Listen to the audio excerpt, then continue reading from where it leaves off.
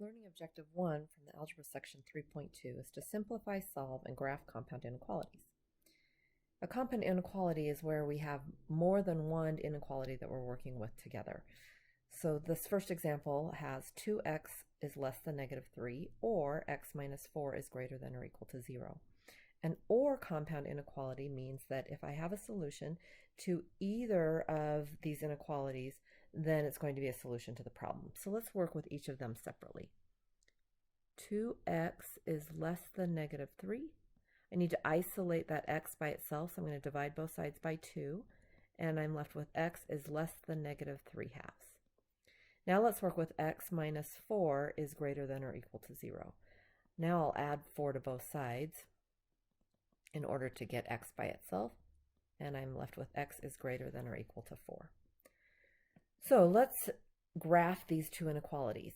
I have 0 in the middle of my number line here. The mark to the left of it will be at negative 1, and then the next one would be at negative 2. And negative 3 halves is right in the middle of those. That's the same as negative 1 1/2. Now, my inequality does not include negative 3 halves. I need to be less than it. So at negative 3 halves, I'm going to mark a parenthesis. And because I'm going to the left, that means I need to be smaller than negative 3 halves. I'm having my parenthesis face to the left. And then I'm going to shade that line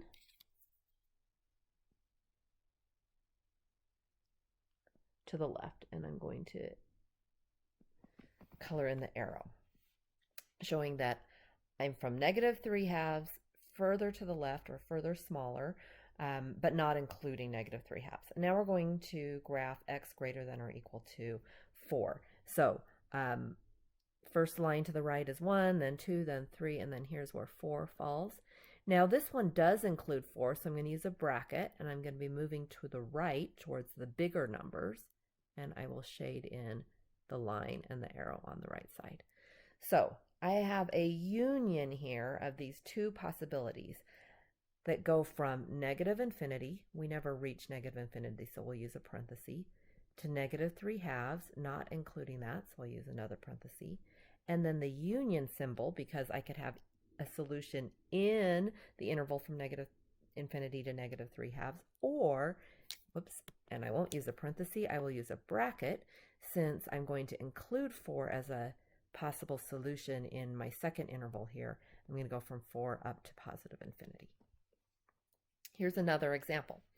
This inequality has a quantity in the middle, 2x plus 5. So 1 is less than or equal to 2x plus 5, which is less than 11.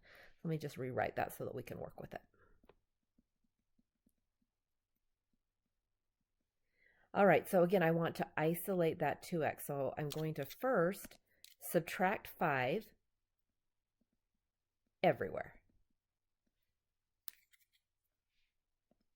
Let me make sure I have that written correctly. Okay, so 1 minus 5 is negative 4, less than or equal to, now I just have 2x, which is less than 11 minus 5 is 6.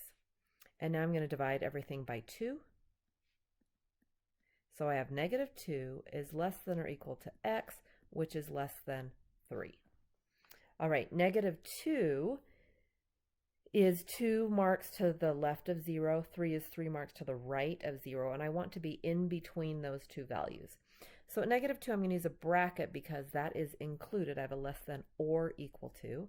And then at 3, I'm going to use a parenthesis because 3 is not included. I just have a less than.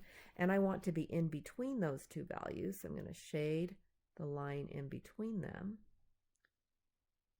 And in this case, I want both of these things to hold, that I'm greater than negative 2, greater than or equal to negative 2, and less than 3. So that my solution is just what's in between these two values. And if I write that in interval notation, I have a bracket starting at negative 2, going up to positive 3, and then ending with a parenthesis because positive 3 is not included in my solution.